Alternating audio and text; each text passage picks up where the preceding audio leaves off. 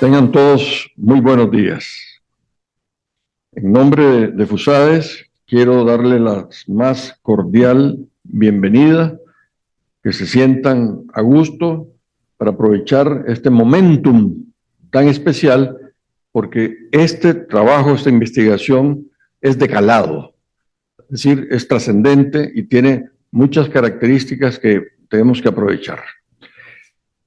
Es un honor también contar con su presencia esta mañana para la presentación de una nueva edición de nuestro Informe de Desarrollo Económico y Social IDES.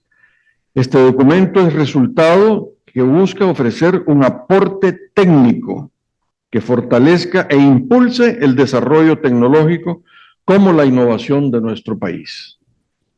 Hoy presentamos el informe denominado Innovación y Tecnología en El Salvador. Actuar hoy para construir el futuro. Muy sugestivo, ¿verdad? Un estudio riguroso que busca inspirar la acción frente a un objetivo inaplazable. Trabajar juntos por el desarrollo sostenible que brinden las oportunidades de bienestar para las próximas generaciones. Permítanme compartirles que el estudio que se presentará esta mañana es uno de los pilares que conforma el plan estratégico de FUSADES, por medio del cual se plantea un diagnóstico de la innovación y la tecnología en el país. A partir del mismo se trazan cursos de acción que tienen por objetivo generar y aproximar para avanzar ordenadamente en estas temáticas y con ello lograr mayores oportunidades. A lo largo de los años, cada uno de nuestros informes ha surgido en momentos claves de transformación global, particularmente cuando la comprensión ágil y las respuestas estratégicas se tornan esenciales. El vertiginoso avance tecnológico nos hace y nos exige establecer una agenda de innovación que prepare a El Salvador para los retos que ya estamos viviendo y que vienen. Y es precisamente ahí donde radica la importancia, la clave de este estudio. Quiero aprovechar este momento para expresar nuestro más profundo agradecimiento al doctor Álvaro Trigueros por coordinar la investigación que nos darán a conocer esta mañana, así como al staff del Departamento de Estudios Económicos por su invaluable esfuerzo, así como a las demás áreas de FUSADES que contribuyeron con el estudio. Sin duda alguna, este trabajo será de gran utilidad para generar ideas novedosas y así apuntalar el progreso de nuestro país. Extiendo también nuestro aprecio a los expertos que nos acompañarán en el panel y, por supuesto, a cada uno de ustedes presentes, tanto de forma presencial como virtual. Su participación envía una señal muy alentadora de que este esfuerzo dará los frutos y contribuirá al futuro que deseamos construir. Muchas gracias y muy buenos días. Antes de iniciar, a agregar a lo que ya muy bien describió el doctor Alemán, de que este trabajo es de FUSADES, pero en realidad es de ustedes, en el sentido de que los insumos que ocupamos los hemos tomado de muchas publicaciones, de entrevistas, de el tiempo que ustedes nos han regalado, y esperamos que lo que usted en el documento esté reflejado. De hecho, muchos de los que están aquí presentes están mencionados, sus empresas o sus iniciativas están mencionadas en el informe. Entonces, el informe es de ustedes y eso es un mensaje que queríamos decir al inicio. Y bueno, arrancamos con eso. Así que muchas gracias y bienvenidos. Buenos días. Bueno, tengo el honor de poder empezar esta presentación para para estar en este gran tema que es la innovación y la tecnología. Nos ha apasionado por 1 año y medio, bueno, mucho más tiempo este tema, porque este tema está en el corazón del desarrollo, de la economía, del crecimiento, ya lo vamos a ver. Una cosa que queremos hacer hincapié al inicio es realmente darnos cuenta, si uno mira la historia y mira los años, El Salvador ha tenido progreso. El país es un buen país que ha tenido buenos adelantos a través de la historia. Si uno se pone a ver estadísticas y números y hechos, uno, por ejemplo, encuentra que el PIB per cápita de 1920 al 2022 se multiplicó por 6. Eso es un adelanto. Pero además, bueno, hay más población, la esperanza de vida al nacer también se incrementó, la mortalidad disminuyó, la mortalidad infantil también disminuyó y la pobreza se disminuyó. Eso significa que el país ha tenido progreso. Sin embargo, ese progreso desde el punto de vista de la riqueza, del PIB per cápita, de la economía, ha sido lento. Y en esta gráfica tomamos 3 países que los tomamos como países insignia, ejemplos, dentro del estudio, y vamos a volver a ellos en la presentación. Pero aquí tenemos a Singapur y Corea y El Salvador. Y ustedes sabían que en 1962 Corea tenía un PIB per cápita menor que el nuestro. Y después empezó un ascenso mucho más acelerado que el nuestro. Nosotros estamos en la línea verde y Corea y Singapur tuvieron ese gran despegue. Entonces nos hicimos 2 preguntas fundamentales, sencillas, que guiaron el estudio y todas sus partes, porque es un estudio denso, es un estudio profundo. ¿Qué son estas 2? ¿Por qué El Salvador ha crecido poco y no ha aprovechado los avances tecnológicos de las últimas décadas? Bueno, evidentemente las computadoras, hay muchísimas cosas que en todos estos años el mundo ha tenido y El Salvador pues no lo ha aprovechado.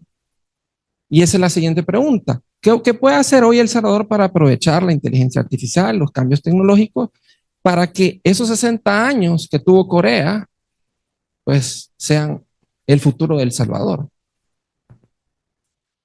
Y fundamentalmente, la idea es que con innovación y tecnología se desarrolla la economía, se transforma la economía. Y ese progreso realmente puede llegar a todos y puede ser muy importante. Si uno mira la innovación y mira la productividad, uno no puede cerrar los ojos y pensar, bueno, ¿cómo ha sido el mundo? Si uno puede tener una medida de productividad del mundo, es un ejemplo fascinante. Para que los conocen, es muy atractivo este ejemplo. Esta es una gráfica que nos dice cuál es el costo por $1 por segundo de hacer un proceso en una computadora. Casi todos esos puntos que están ahí son computadoras. Entonces resulta que en 1900 pues se hacían unos procesos, pero la idea es hacer muchos más procesos, mucho más baratos. Y eso es en esencia la innovación, es traer un fruto de los cambios tecnológicos que se pueden masificar, que son asequibles porque hay menos costos y se pueden mundializar, se pueden ir al planeta entero. Entonces ha venido esta evolución y este pensador que es Moore estableció allá en la década de los 60 que podían haber más transistores dentro de un chip y que a medida habían más transistores dentro de un chip, habían más capacidad de hacer procesos y que eso se duplicaba casi aproximadamente 18 meses. Pues esa ley, esa observación que él hizo, se transformó en este progreso mundial que ha habido. Y podemos decir, al comparar esto, que esta computadora, la primera que existió, comparada con la última, es 10 trillones de veces superior. Es como un 10 con 18 ceros a la par. Es muchísimo más potente. Entonces, esa es la base o el sustento que le da la inteligencia artificial está sustentada en esos chips, en esos procesadores que pueden hacer todos estos cálculos. ¿Cuál es, pues, el cambio que viene en el futuro? La inteligencia artificial. Nosotros nos encontramos que hay un índice que se llama el Índice Latinoamericano de Inteligencia Artificial, donde clasifican a los países por su uso de esta tecnología, y El Salvador está en la segunda posición. Clasificaron a los países como exploradores, adoptantes y pioneros, y El Salvador en este momento está como explorador. Entonces, estamos incipientes en este campo. FUSADES realiza una encuesta que se llama encuesta de competitividad y se le preguntó a las empresas, ¿y ustedes están ocupando inteligencia artificial? Y la respuesta fue que únicamente el 14% lo está haciendo.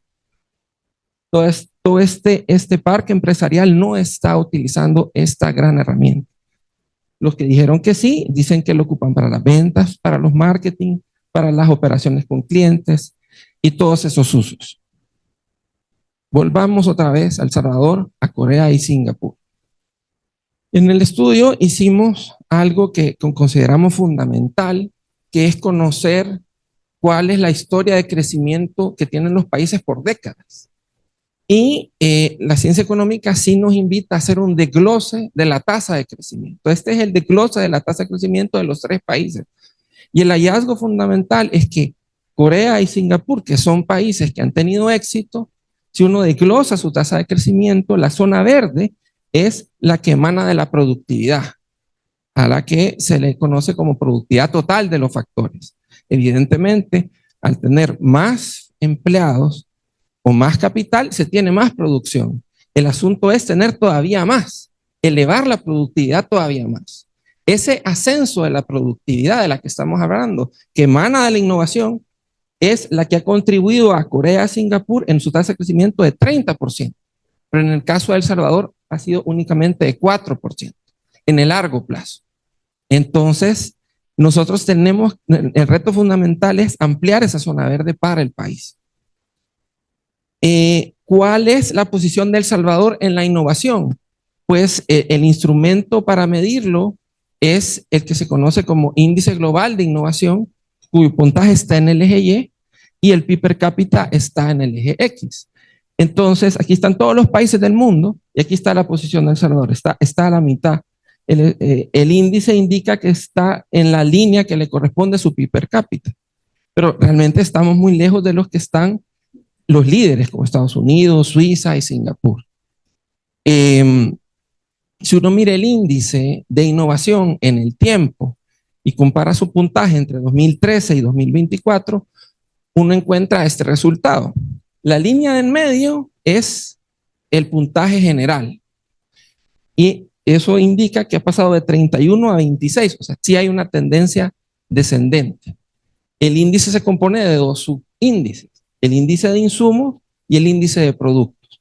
En los últimos años, el índice de insumos nos está diciendo que los insumos que se necesitan para un ecosistema, para crear más innovación, está descendiendo, a pesar que los productos se han mantenido. Esa es como una primera observación general. También uno puede clasificar a los países en los que tienen convergencia y los que no tienen convergencia. Si su PIB per cápita se acerca al de Estados Unidos o no. Cuando nosotros vimos las tasas de crecimiento, vimos que El Salvador está dentro de una barrera. Nunca sobrepasa el 16% del PIB per cápita de Estados Unidos. Y eso está sostenido en la falta de innovación y en la falta de productividad. Yo me quedo en ese momento aquí. Dejo las palabras al doctor Trigueros. Muchas gracias, José Andrés. Sí.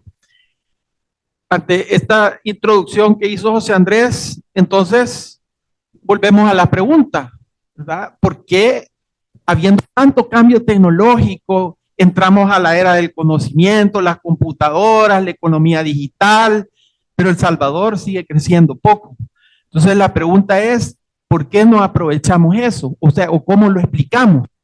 Y entonces uno de los capítulos del estudio encontró algo que nos pareció muy interesante, y es que la economía de El Salvador es como que fueran dos países diferentes. O sea, tenemos un sector informal, en este sector que está en el color más oscuro, se emplea casi el 70% de todos los que trabajan.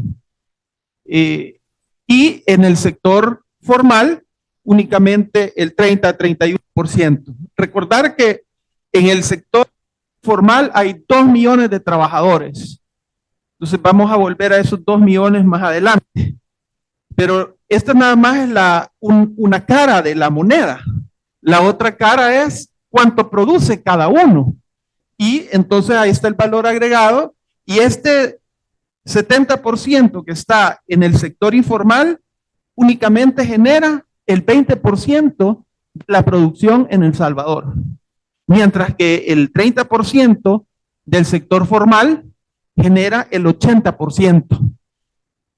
¿Cuál es la consecuencia de eso? Si lo vemos en términos de productividad. Me voy a pasar a esta lámina, perdón. La productividad del sector informal es 10.8 menos que la del sector formal. Entonces, si ustedes ven estos niveles de ingreso anual promedio o el valor agregado promedio por trabajador que genera cada sector, el sector informal equivale al ingreso promedio de un país de renta baja de África, ¿sí? Y el sector formal, aunque muchos tal vez dirán que no puede ser, pero ese promedio que ven ahí es de un país de renta alta, comparado con los ingresos de países europeos que están en la banda más baja de Europa. O sea que son dos países, un país de renta alta y un país de renta baja. Por eso, cuando nos comparamos mundialmente, como mostró José Andrés, estamos en medio en el PIB per cápita, porque al promediar, o sea, somos un país de renta media, ¿verdad? Entonces ahí entra ya como una parte de la explicación de por qué no hemos crecido como hubiéramos deseado. Si lo vemos sectorialmente, esta gráfica es un poco especial. En el eje horizontal tenemos la cantidad de empleados en cada sector. Los que más empleo generan es el comercio, la industria, la agricultura, y en el eje vertical, o sea, la altura de los puntos, es cuánto contribuye a la economía. O sea, el sector que más contribuye a la economía es la industria, en segundo lugar es el comercio, en tercer lugar está el cuarto lugar es construcción y después agricultura. Pero los puntos o las burbujas son de tamaño diferente. ¿Qué refleja esa burbuja? Es la productividad de cada uno de los sectores. Entonces, los sectores que generan más empleo son los que tienen menos productividad. Y los que tienen mayor productividad, o este es el producto por trabajador, o sea, todo el valor agregado del sector dividido por el número de trabajadores, así se está midiendo aquí, generan poco empleo. Entonces, dividamos esto entre formal e informal. Y entonces ustedes pueden ver cómo en los sectores informales es donde hay más empleo y donde la productividad es más baja. Por eso las burbujas son más pequeñas. Y donde está la productividad alta es en el sector formal, y es donde las burbujas son más grandes, hay más productividad, ¿verdad? Y claro, entre los diferentes sectores esa productividad no es igual, ¿sí? Entonces, aquí nos planteamos una cuestión, ¿verdad?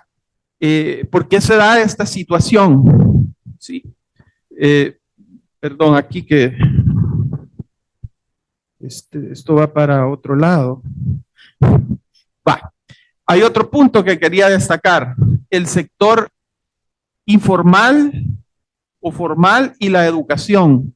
Aquí tenemos los sectores ordenados De izquierda a derecha, más formal, los que están de este lado, y los más informales allá a su derecha. Esos son los más informales. El agropecuario es el sector más informal. El 97.5% del sector agropecuario son ocupados informales en el sector agropecuario. Y la barrita, específicamente la parte gris, es la cantidad de población que tiene 9 años de estudio o menos. Entonces, en la gráfica se ve claramente que aquellos sectores donde hay más informalidad, en donde está la mano de obra con menor calificación. Y al revés, ¿verdad? Si agarramos los otros dos y vemos el sector formal, donde hay más formalidad, es donde hay más mano de obra calificada. Entonces eso nos lleva a la gráfica que tenemos aquí, que es la pregunta sobre el desarrollo. O sea, ¿qué es el desarrollo? ¿Verdad?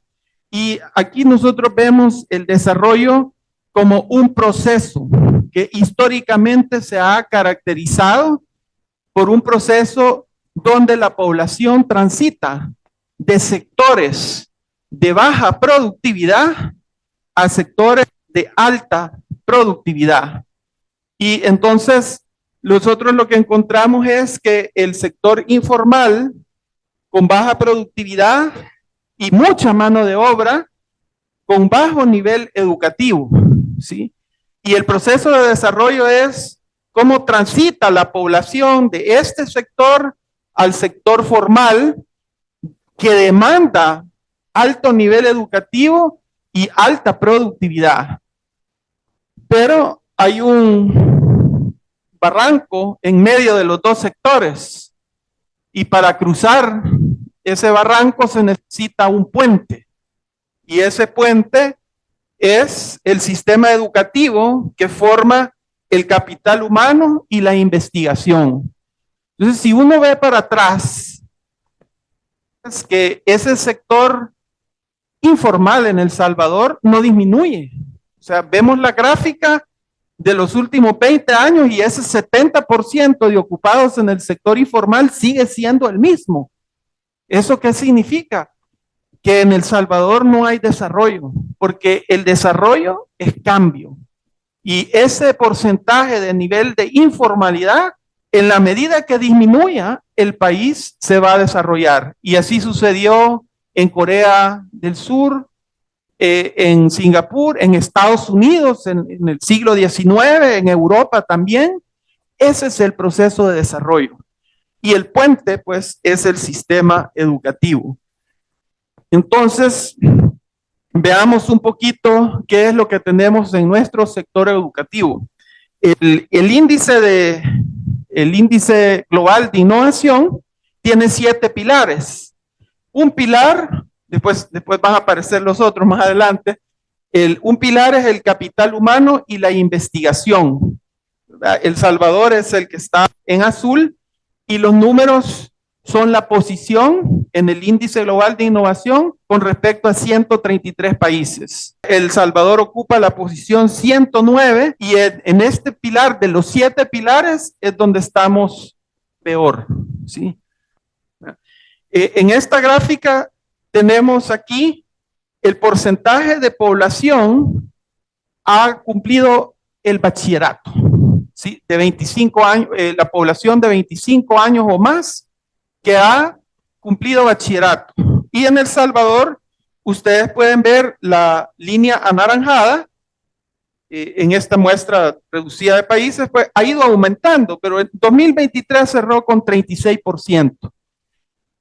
Eso quiere decir que el 64% de la población no ha completado bachillerato, ¿sí? Y entonces, ese es el obstáculo que encuentran las empresas, el sector productivo, de que no encuentran mano de obra. Y dicen, si nosotros queremos crecer, pero no podemos porque no hay mano de obra. Y por otro lado, cuando hacemos las encuestas a los hogares, dicen, no encontramos empleo o es difícil encontrar empleo. Entonces, algo no está funcionando porque hay dos dos cuentos diferentes, ¿verdad? Entonces, digamos, vamos armando aquí esa historia. Pero profundizamos con muchos otros datos y construimos una base de datos a partir de información del Ministerio de Educación, información que las universidades le dan al Ministerio de Educación del número de graduados. Y encontramos que las carreras STEAM, STEM o STEAM, ¿verdad? De ciencia, tecnología, matemáticas, ingeniería, han aumentado el número de graduados. Pero nos sorprendió que de cara a la inteligencia artificial y a la digitalización, las carreras relacionadas, que son computación, sistemas, redes, automatización, mecatrónica, etcétera, aumentaron el número de graduados desde 2002 hasta 2013, llegando el año 2013 a 2.894 graduados en estas carreras. Pero a partir de entonces, esto viene disminuyendo, cerrando 2023 con 1.960 graduados. Entonces, esto nos preocupa un poco, porque si, como decía el doctor Alemán, estamos entrando en una nueva era, esta de la inteligencia artificial y de biotecnología y nanotecnología, todo esto, entonces sí preocupa que no nos estamos preparando para las carreras del futuro. Pero no, o sea, nosotros no queremos pintar todo negativo, sino que esto es un estudio de datos, ¿verdad? Y en eso uno encuentra de todo. Y aquí, por poner un ejemplo, no lo estamos presentando todo. En el caso de las carreras de diseño, arte, animación digital y video, que son parte de las carreras que completan el tema de arte en el STEM, ¿verdad? Y se convierte en STEAM, sí han venido creciendo, empezando en 2002, alguna universidad fue pionera y entró en estas carreras, ¿verdad? Y incursionando, y ha subido y llegamos a un límite de graduados en 2022 de 743. No le dan caso a la caída, porque nosotros creemos que esos años hay una interrupción en la serie, resultado de la pandemia, ¿verdad? O sea, es esperado eso. Entonces, digamos, ese es un ejemplo de lo que va pasando en El Salvador y en el estudio, pues, está en más detalle. Y ustedes conocen más detalle porque ustedes, aquí hay varias universidades presentes y saben qué es lo que están haciendo. Pero aquí tenemos entonces cómo se resuelve ese problema.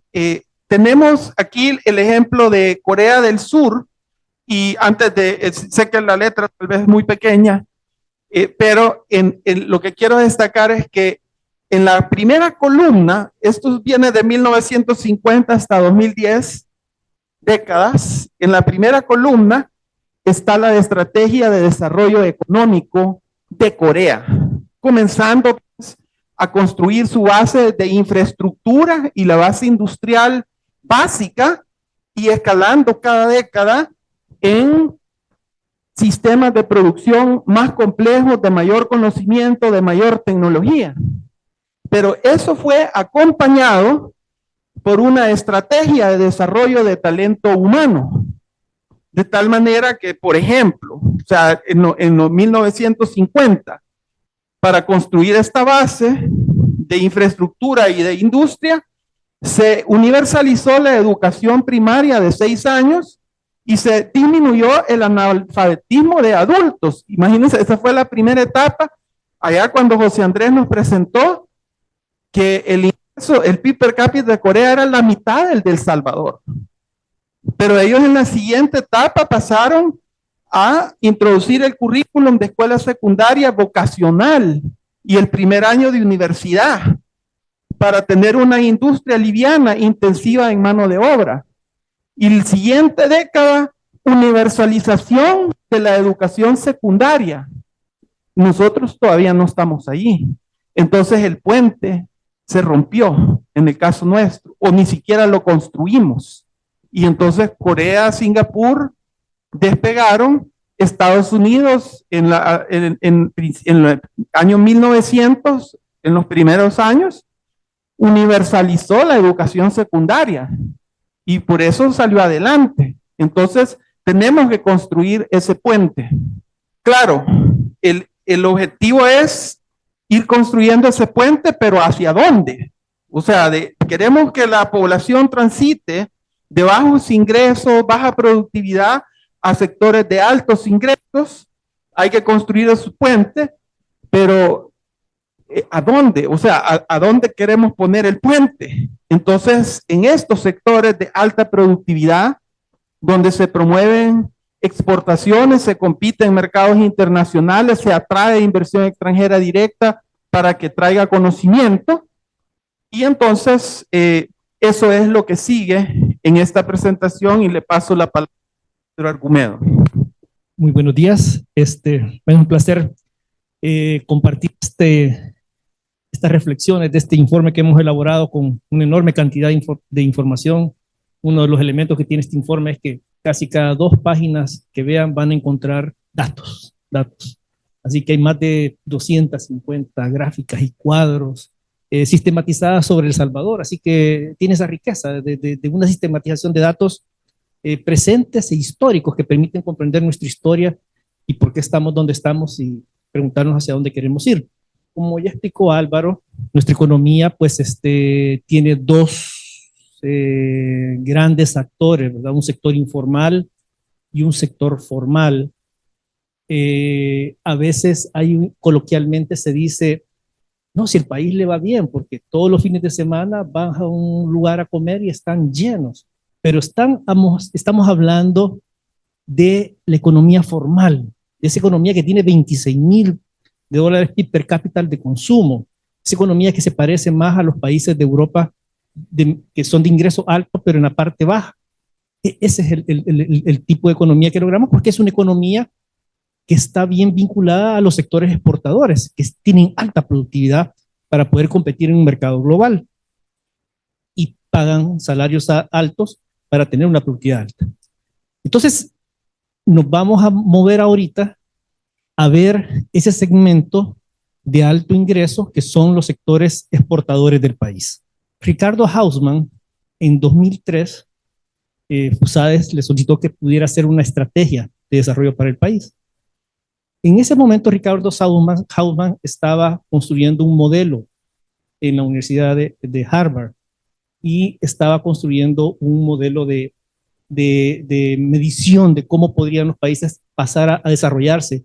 Y él hablaba de la diversificación de los países, de cómo un país puede crecer a través del tiempo si se diversifica hacia productos de mayor valor.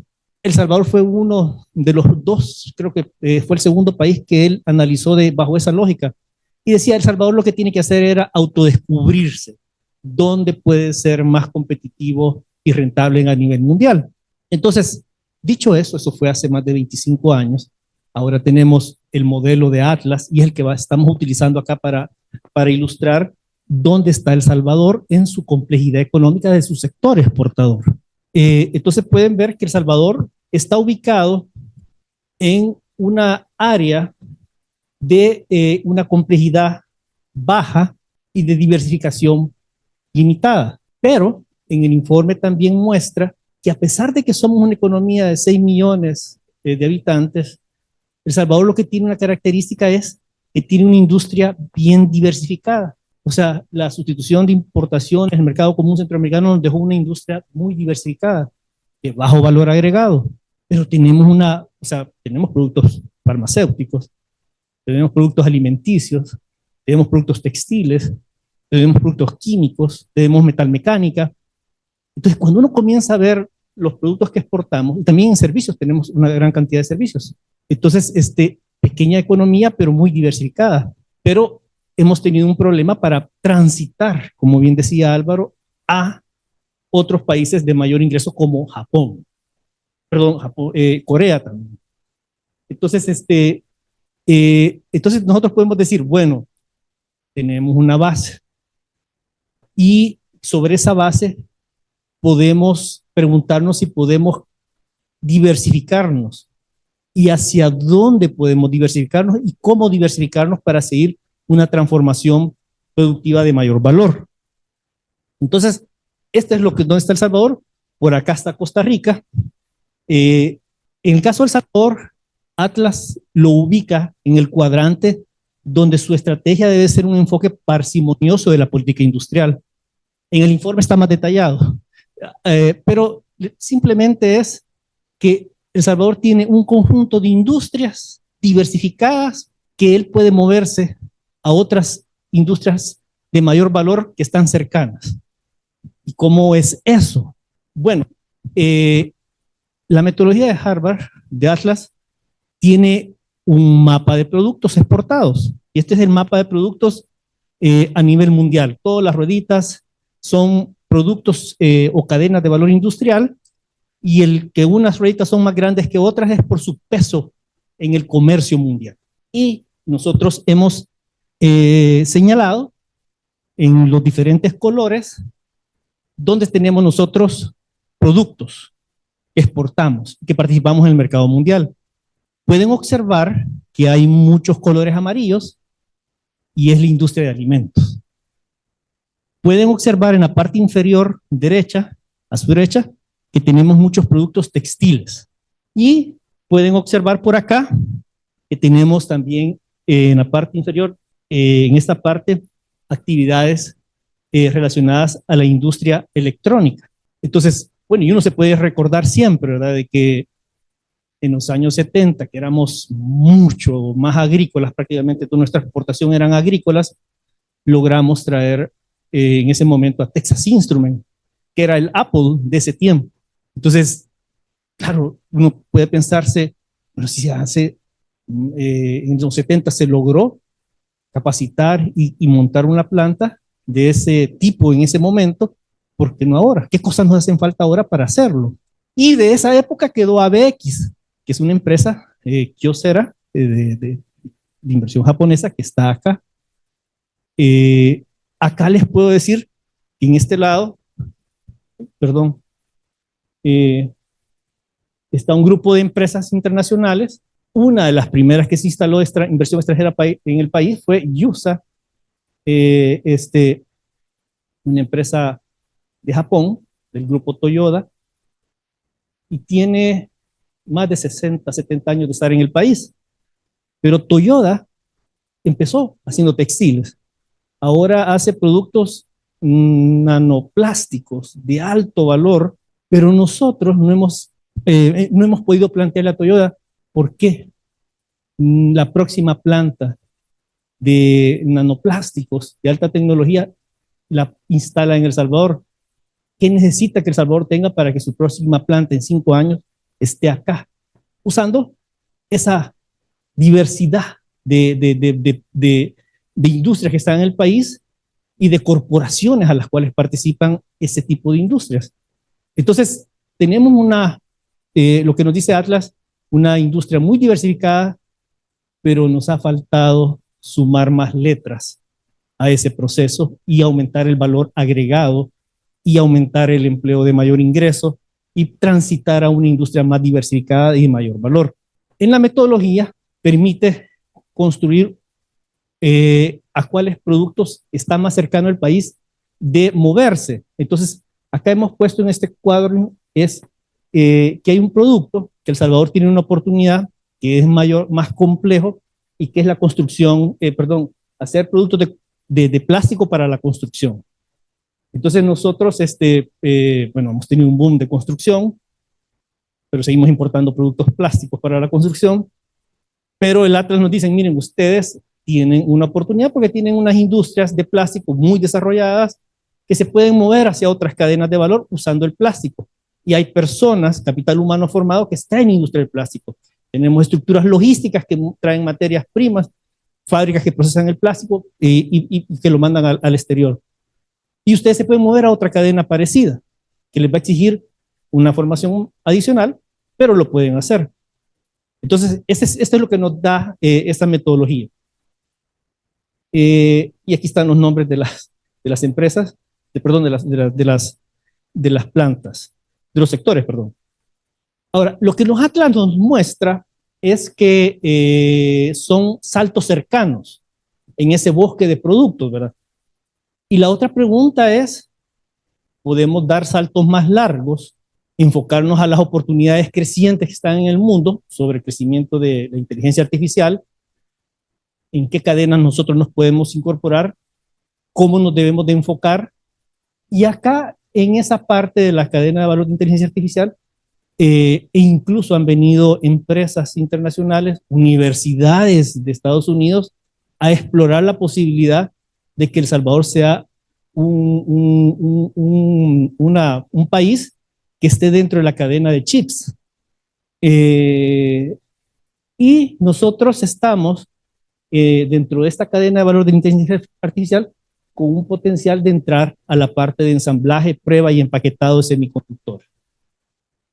La Universidad de Arizona hace 2 años vino a explorar, bueno, desde México hasta Argentina y pasó por El Salvador para ver si nosotros podríamos, si El Salvador tenía la capacidad para desarrollar una planta que solo hiciera las reparaciones de los chips malos. Eso es lo que andaban buscando. O sea, no, pero es una puerta de entrada. Pero el tema es que vino El Salvador y El Salvador no estaba en eso. Entonces pasamos de largo. Las oportunidades pasan. Entonces, claro, los ticos sí están en eso y los ticos sí entablaron relaciones y pues el año pasado anunciaron otra empresa una inversión de 1.000 millones nuevamente Intel y los ticos están vendiéndole a su sistema productivo que quieren ser el Taiwán de Centroamérica. O sea, la producción de chips de alta tecnología, traérsela a Costa Rica y ser un socio confiable con Estados Unidos con este tema de la guerra comercial. Ahora, ¿cómo hacer un camino fácil, factible y probable?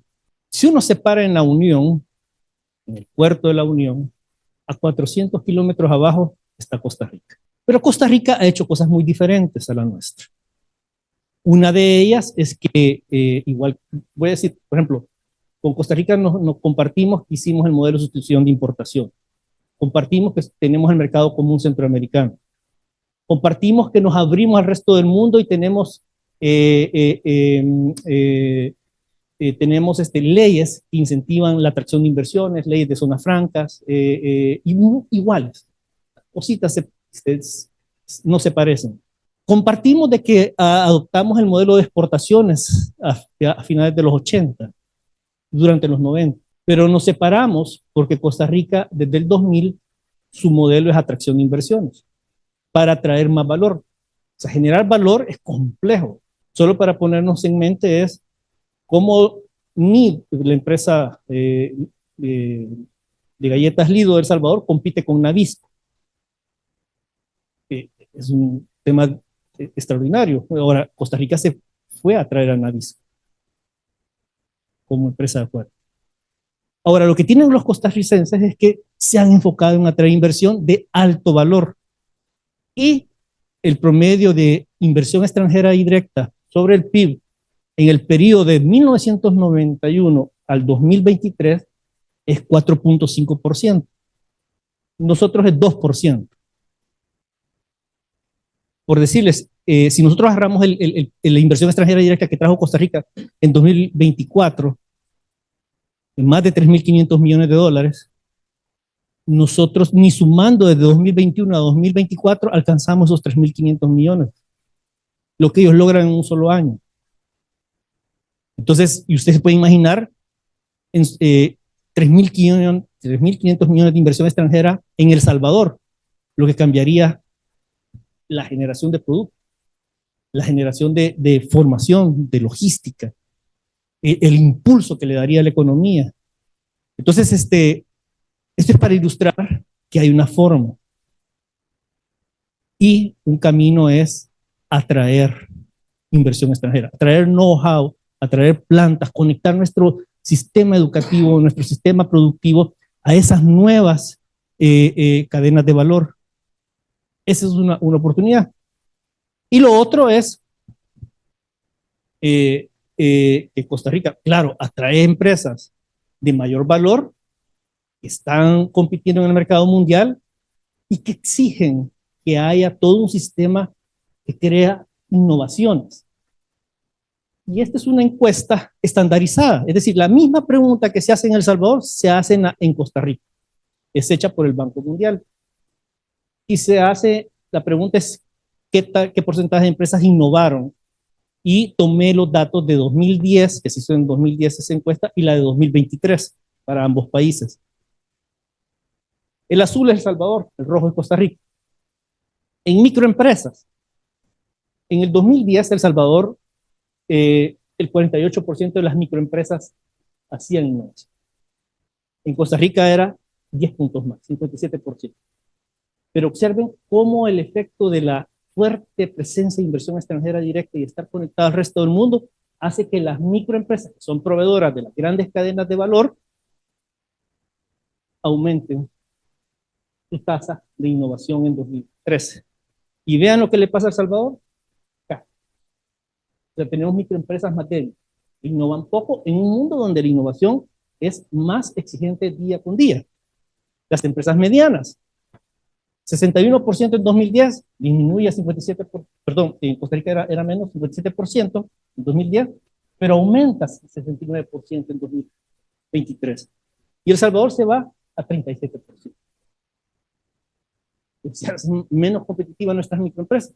Y las empresas grandes, 41% en El Salvador, 69% en Costa Rica, aumentó un poquito a 46% en 2023, en Costa Rica 72%.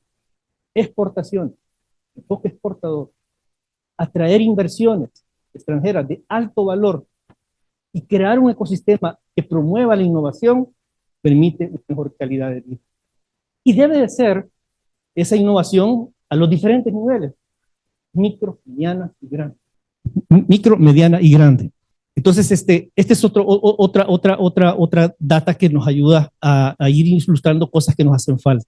También podemos tener, bueno, y en el informe está todo un registro de las diferentes leyes que incentivan la atracción de producción en el país. Y hemos hecho una comparación de la ley de zonas francas en toda Centroamérica. Y en toda Centroamérica nosotros, el mercado común centroamericano, el enfoque exportador desde los 90, ¿verdad? La firma con CAFTA en 2005, 2006, o sea, tenemos los mismos esquemas, pero una pregunta es, si tenemos los mismos esquemas, tenemos los mismos incentivos, ¿por qué El Salvador somos el más chiquito, pero por qué somos el más enano en exportaciones del régimen de zonas francas? Incluso van cayendo en 2023. En el caso aquí teníamos 981 millones en 2023 para El Salvador, Guatemala 2.600, Nicaragua 3.600, Honduras 5.000, República Dominicana 7.000, Costa Rica 11.000 millones. Es importante tener leyes que promuevan la atracción de inversiones, pero para que esto resulte se necesita más que leyes. Se necesita tener un país enfocado verdaderamente en hacer la transformación productiva. Se necesita tener una estrategia de atracción de inversiones. Se necesita tener alineadas las universidades con las empresas para cuando vengan esas empresas extranjeras encuentren la forma que van a capacitar a esas empresas que vienen al país. Tenemos las leyes, incluso tenemos más leyes de atracción de incentivos en el país, pero con pocos resultados. Tenemos baja productividad en nuestro sistema de leyes porque hacen falta otras cosas, no solamente aprobar la ley, hay que tener las instituciones que hagan su trabajo para aumentar la eficiencia en el resultado. Entonces, ¿cómo pasar de esta parte informal de baja productividad que tenemos el 70% de nuestra fuerza laboral a que aumente el 30% de nuestra fuerza laboral, que sea la mayoría, bajo un modelo de promoción de exportaciones y atracción de inversiones, formando el capital humano? ¿Qué le falta a esto? ¿Por qué no camina? Es que hay un elemento de esto que se llama el Sistema de Innovación Nacional, que es una institucionalidad, es una forma de organizar a los actores para que esto funcione armónicamente. Entonces, el sistema de innovación es un elemento clave para coordinar a los actores para que toquen la misma música. Es como una orquesta.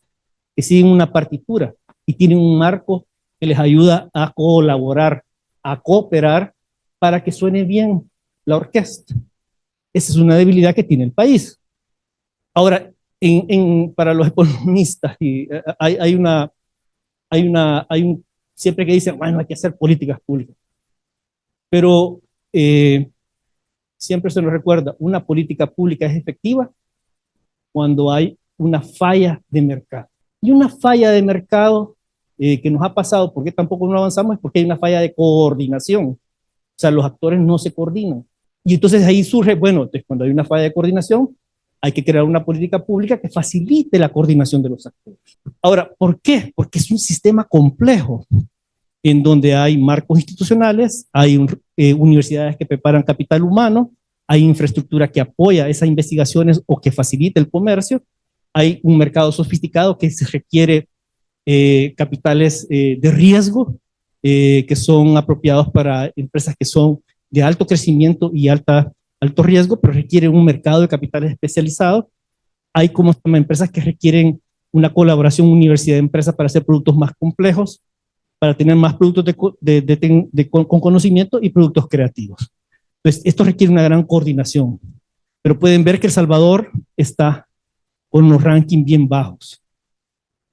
Entonces, hay un espacio para coordinarse mejor.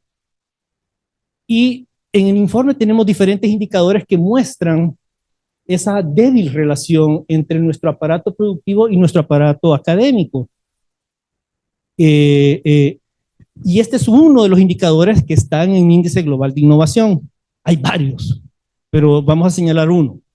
Esto es de 0 a 100, ubicados los países en el indicador de colaboración, investigación y desarrollo entre universidades e industria.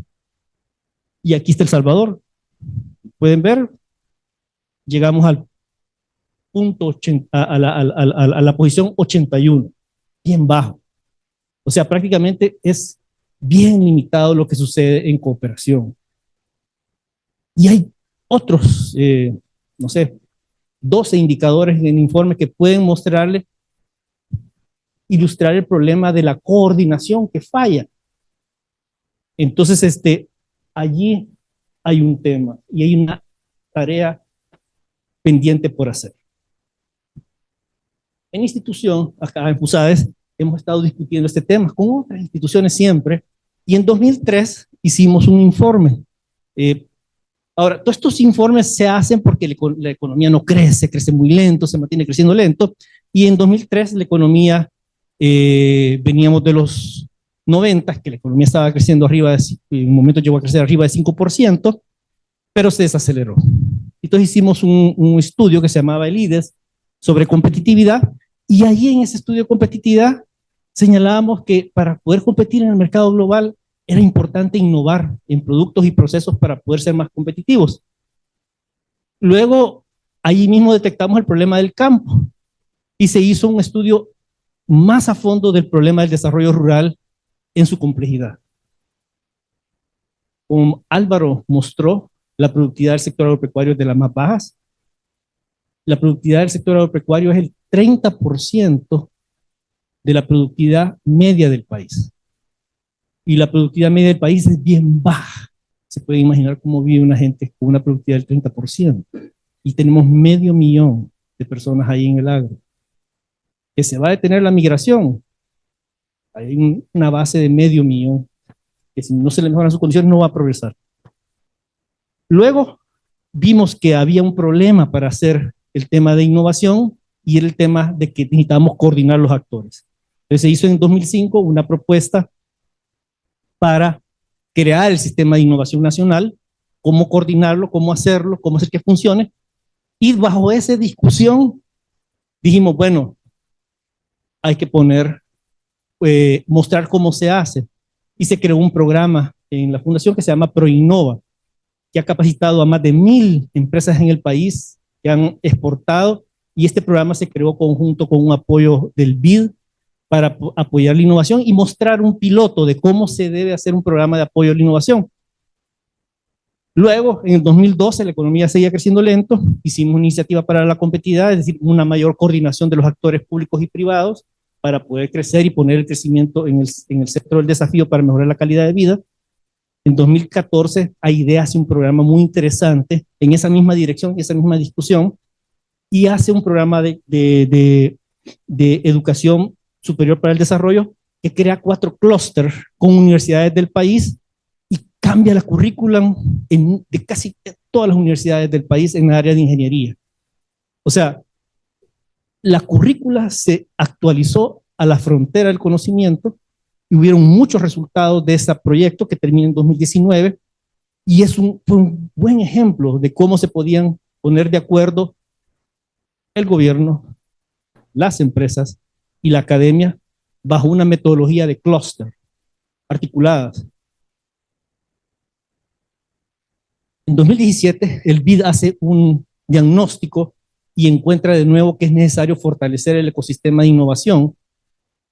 En 2018, FUSAES hace otro diagnóstico profundo y estábamos en la discusión de la cuarta revolución industrial y hace una propuesta de cómo podemos avanzar en la cuarta revolución industrial siempre con la coordinación del ecosistema de innovación. Y por otra parte se propone que El Salvador debe ingresar a la OCDE, como lo había hecho Costa Rica 4 años atrás, para podernos mover hacia países de desarrollo, adoptar los marcos normativos de los países de desarrollo a través de la OCDE. Y en 2022, el BID, junto con Sandbox, Agrisal, crean una iniciativa para promover la innovación de acelerado crecimiento, ilustrando cómo se puede hacer. O sea, con esto lo que ilustro es que el crecimiento débil siempre ha tenido propuestas de que debemos de avanzar en innovación. Tenemos propuestas, pero no hemos avanzado hacia una agenda de innovación nacional para que nos ayude a enfrentar este mundo más complejo que vivimos y que nos pasa por la esquina de crear más productos innovadores. En ese caminar del 2003 al 2024, 2025, lo que ha habido es que ha aumentado el número de apóstoles que creen en que la innovación es el camino. Y acá hay diferentes, es una muestra, no están todas, pero en el informe lo hacemos más amplio, pueden revisar en lo más amplio, porque necesitamos crear una red nacional que estén dentro del sistema de innovación nacional para poder competir globalmente. Acá tenemos empresas que hacen programas de innovación como el BID, CAF, Glasswing, Tecnoserve, BESIE, también bancos del país que hacen sus programas de apoyo financiero a la innovación, Banco Agrícola, BFA, Banco Atlántida, Grupo Poma. También tenemos grandes instituciones públicas que han hecho programas y proyectos, ¿verdad? Como CONAMIPE, FONDEPRO, Centromipe, Bandesal. También las universidades han creado sus propios centros de emprendimiento e innovación, como el CEN, la Don Bosco, IMPAJO, Mónica Herrera, la UTEC, la Universidad Francisco Gavidia.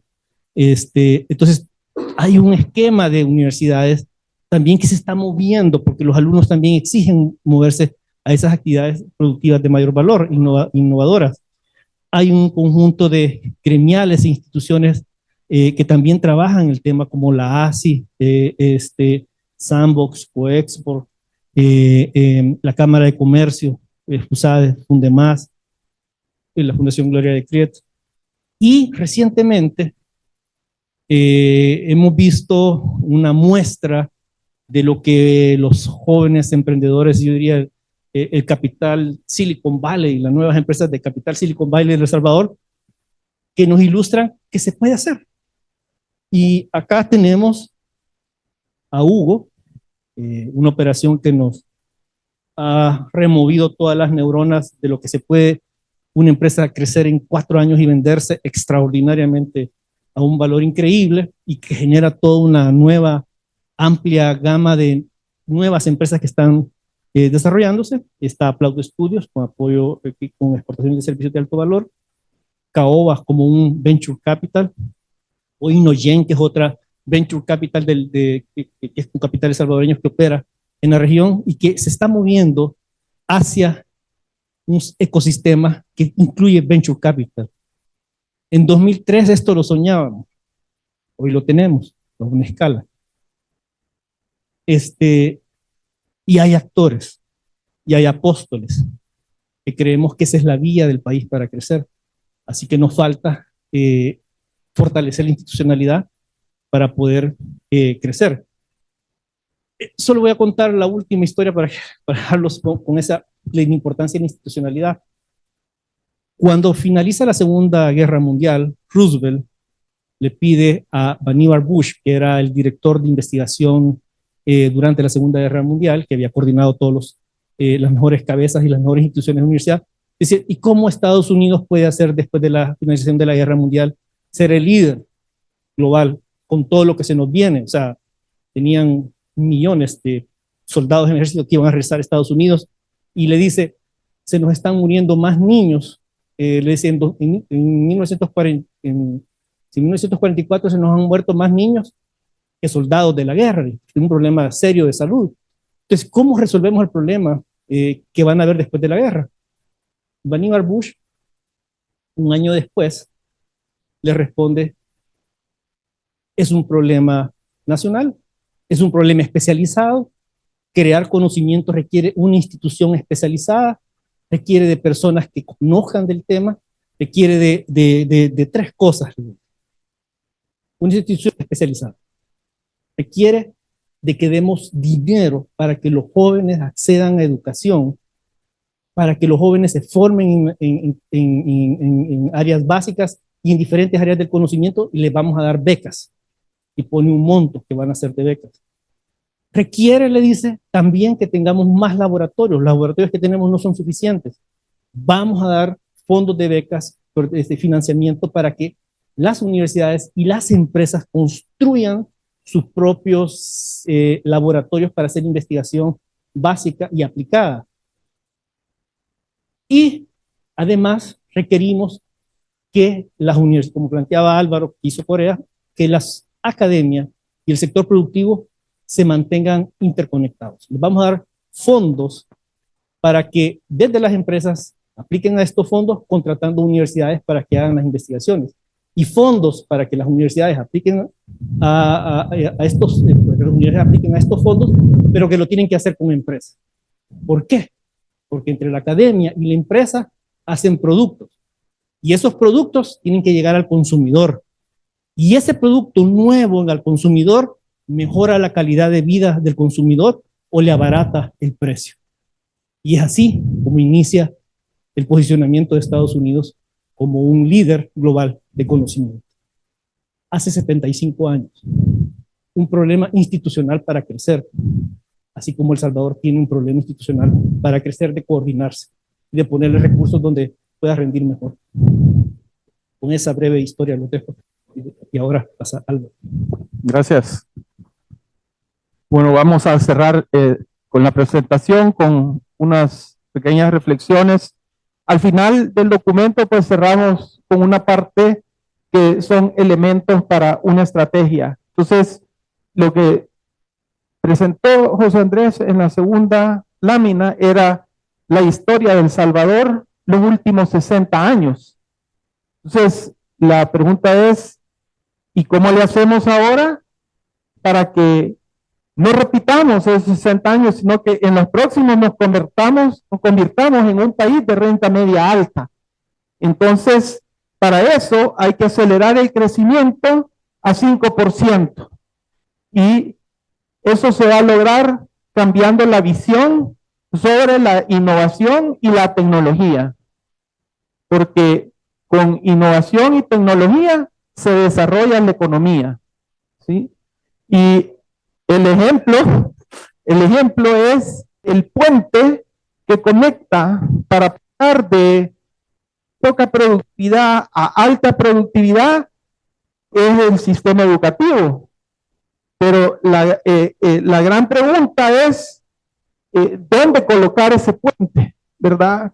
Coordinando de tal manera que la estrategia productiva, que es la que define la demanda de talento humano, la columna del eje izquierdo, ¿verdad?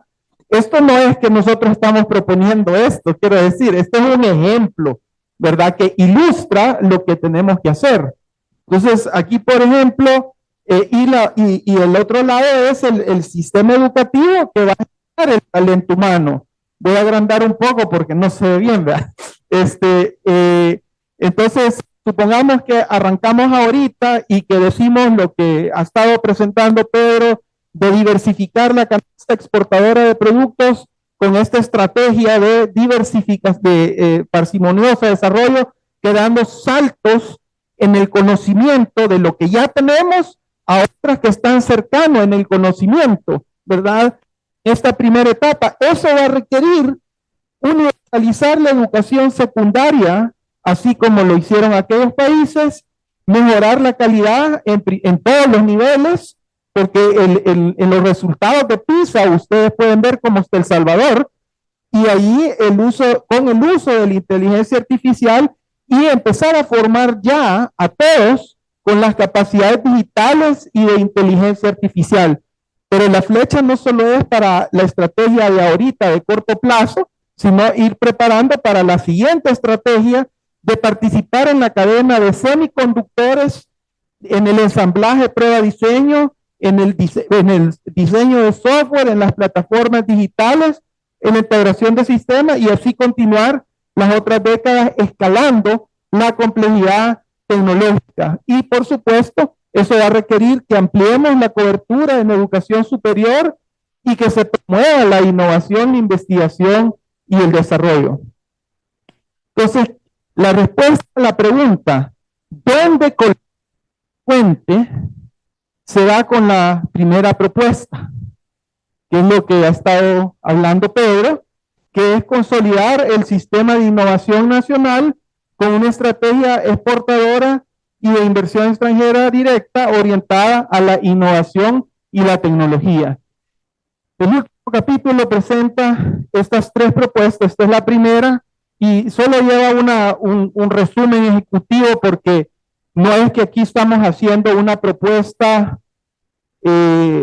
porque FUSAIS no va a hacer la propuesta, o sea, la van a hacer ustedes, porque este es un sistema de actores, de múltiples actores, entonces requiere coordinación de todos, ¿sí? Pero la idea es tenemos ahí una plantilla donde se plantea el problema, el diagnóstico, las complicaciones que se enfrentan y cómo se resuelve, la solución, y para cada uno un plan de acción, ¿verdad? O sea, actuar hoy para el futuro. ¿Qué hacer? ¿Verdad? ¿Cómo vamos a resolver el problema? ¿Por qué esto va a funcionar? ¿Verdad? ¿Y cómo se va a hacer? Por ejemplo, en este caso, la primera columna, ¿verdad? El diagnóstico es, la economía no puede crecer porque hay un puente para que el talento humano transite de sectores de baja a alta productividad, con mayor innovación y aprovechamiento de la tecnología. ¿Qué es lo que hay que hacer? Desarrollar un sistema que conecte educación, exportaciones e inversión, promoviendo trayectorias productivas ascendentes de complejidad tecnológica, porque eso evita el estancamiento económico y mejora el uso del talento humano, cierra esa brecha que hemos vivido, que las empresas dicen, quiero crecer, pero no encuentro el talento, y la gente dice, no encuentro el trabajo. Y por último, ¿cómo? Pues creando ese sistema con visión estratégica, inversión en talento y gobernanza que articule los actores claves que son todos ustedes. Esa es como la primera parte. La segunda parte, pues, es el componente educativo, la cobertura universal secundaria en educación secundaria, un nuevo sistema educativo de cara a ese futuro que queremos construir, que promueva las habilidades para cada etapa productiva. Y por último, no nos debemos olvidar del sector informal, de ese 70% donde está la mayoría de la gente y que tiene poca productividad.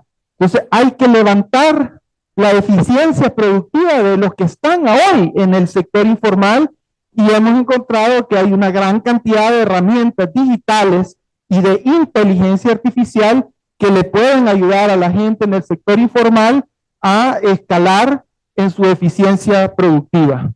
Entonces, con esto completamos la presentación y nos pasamos a la parte de los panelistas, que es una parte importante de este evento. Muchas gracias.